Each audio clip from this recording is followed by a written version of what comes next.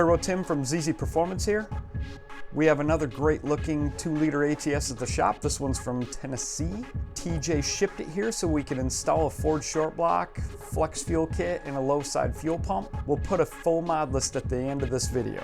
Our tech's completed the build, so I've got it here on the dyno, just doing some final tuning before we see what it can put down. TJ basically threw everything we offer at the car besides our catback, so we should have no problem doubling the stock numbers. Let's do a final pull and find out. Go fast, not broke.